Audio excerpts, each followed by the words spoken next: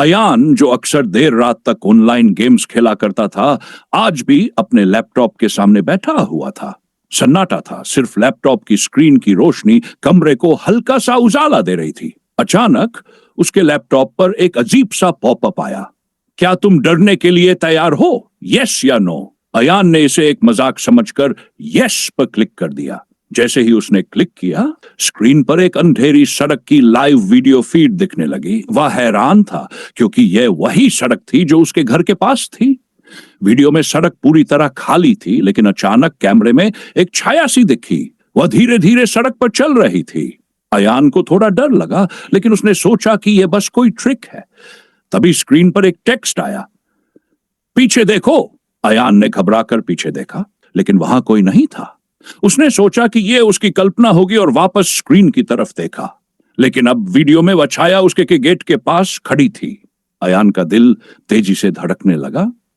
फिर स्क्रीन पर लिखा आया, दरवाजा मत खोलना, चाहे कुछ भी हो। अयान को समझ नहीं आया कि यह सब क्या हो रहा है। तभी उसके दरवाजे पर जोर की दस्तक हुई। वह पसीने से तरबतर हो गया, उसके हाथ कांपने लगे। दस्तक बढ़ती जा रही थी। अचानक स्क्रीन पर एक और टेक्स्ट आया, अगर दरवाजा खोला तो तुम अगले होंगे। अयान ने डर के मारे दरवाजे की तरफ देखा। दस्तक बंद हो गई थी, लेकिन तभी एक कांच टूटने की आवाज आई। उस रात के बाद अयान को कभी कोई ऑनलाइन गेम खेलते या लैपटॉप ऑन करते नहीं देखा गया। कहते हैं वह छाया अब भी उसके कमरे के अंधेरों में रहती है। सीख, कभी ऑनलाइन मजाक भारी पड़ सकता है। अयान के बाद कोई भी उस लैपटॉप को छूने की हिम्मत नहीं करता था। उसके दोस्तों ने बार बार कोशिश की, लेकिन हर बार लैपटॉप की स्क्रीन में अजीब सी चमक और फिर वही कटा हुआ वीडियो दिखता। उन लोगों ने सोचा कि अयान की अचानक गुम हो जाने की वजह बस एक हादसा होगी, लेकिन जब उन्होंने उसकी लापता होने की कहानी सुनी तो सबकी नींद उड़ गई। कुछ दिन बाद अयान के एक पुराने दोस्त ऋत्विक ने तय किया कि वह इस रहस्य का पता लगाएगा। ऋत्विक को यकीन था कि अयान के लापता होने में कोई ऑनलाइन ताकत या खेल का हाथ है। उसने अयान के लैपटॉप को चालू किया और वही अजीब पॉपअप फिर से स्क्रीन पर आया। क्या तुम डरने के लिए तैयार हो? यस या नो? ऋत्विक ने बिना सोचे समझे यस पर क्लिक किया, लेकिन इस बार लैपटॉप की स्क्रीन पर सिर्फ अंधेरा था। धीरे धीरे एक मुस्कान वाली सफेद अजीब सी आकृति दिखाई दी। आकृति ने स्क्रीन से बाहर आकर ऋत्विक के सामने खड़ा हो जाना चाहा, लेकिन वह सीधे उसी समय लैपटॉप की स्क्रीन से गायब हो गई। ऋत्विक को अब समझ आ गया था कि यह सिर्फ एक मजाक नहीं था। वह अब इस रहस्य को और गहराई से सुलझाना चाहता था। जैसे ही उसने स्क्रीन पर और आगे जाने की कोशिश की, अचानक कुछ अजीब घटनाएं होने लगी। कमरे का तापमान तेजी से गिरने लगा। लैपटॉप की स्क्रीन पर अयान की आवाज सुनाई देने लगी, लेकिन वह आवाज अजीब तरीके से गूंज रही थी, जैसे वह किसी और जगह से आ रही हो। स्क्रीन पर वही टेक्स्ट दिखाई दिया, अब तुम्हारी बारी है। ऋत्विक की आंखों के सामने अंधेरे में वही आकृति फिर से आई। इस बार वह बहुत करीब थी। ऋत्विक ने डर के मारे लैपटॉप बंद कर दिया, लेकिन यह आकृति उसके कमरे के हर कोने में दिखाई देती रही। कमरे की दीवारें खड़खड़ाती रही और अचानक लैपटॉप फिर से ऑन हो गया, बिना किसी कारण के। अगले दिन ऋत्विक को उसी अजीब पॉपअप के साथ एक और संदेश मिला, अब तुम हमारे साथ हो हमेशा के लिए। उसके ऋत्विक को कोई पता नहीं चला। कुछ लोगों का मानना है कि उस रात के बाद कोई और भी वही खेल खेलते हुए कहीं न कहीं खो गया होगा, और अब जिस भी लैपटॉप या सिस्टम पर वह पॉपअप आता है, उसकी दुनिया बदल जाती है। सीख, कभी भी उस अनजानी चीज से खेलने की कोशिश न जो आपको बाहर की दुनिया से जुड़ी हुई न लगे। अयान और ऋत्विक की कहानी आज भी लोगों के बीच सुनाई जाती है और कहते हैं कि वह रात कभी खत्म नहीं होती। ऋत्विक के लापता होने के बाद इस रहस्यमय घटना ने एक खौफनाक मोड़ लिया। कई महीनों तक अयान और ऋत्विक के दोस्तों ने उनके बारे में कोई खबर नहीं पाई। उनका मानना था कि वह दोनों किसी बड़े हादसे का शिकार हो गए हैं।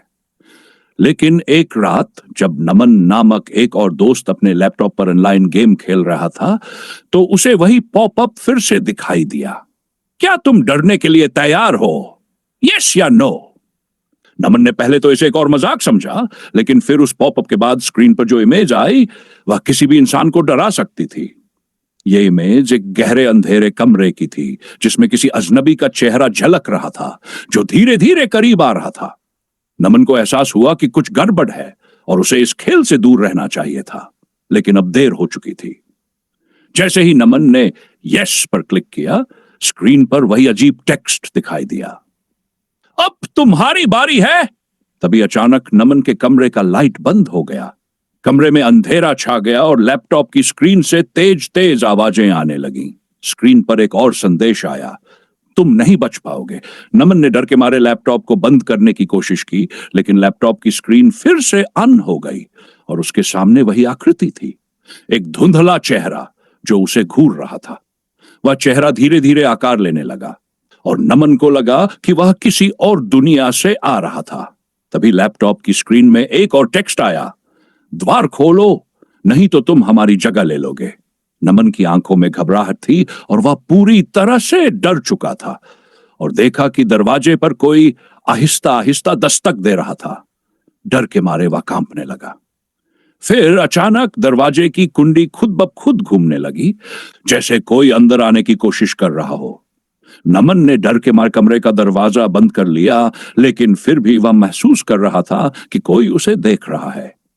अचानक उसकी नजरें फिर से लैपटॉप पर गई और स्क्रीन पर एक और नया संदेश आया, तुम हमारे साथ रहोगे, लेकिन तुम यह नहीं जानते कि तुम अब इस खेल का हिस्सा हो।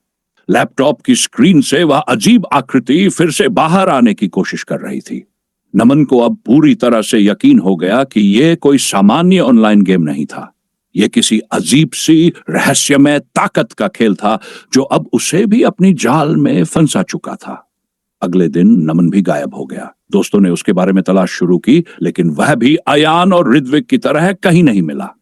अब इस रहस्य ने और भी गहराई ले ली थी और लोग धीरे धीरे इस डरावने खेल से बचने की कोशिश करने लगे। अब हर उस व्यक्ति को चेतावनी दी जाती है जो उस अजीब पॉपअप पर यस क्लिक करने की सोचता है, क्योंकि उसके बाद कोई भी इंसान कभी लौटकर नहीं आता। सीख, कभी भी उस ऑनलाइन खेल में शामिल मत हो जो तुम्हें सीधे मौत के दरवाजे तक ले जाए। उस खेल का कोई अंत नहीं होता और न ही उसका खिलाड़ी कभी वापस आता है।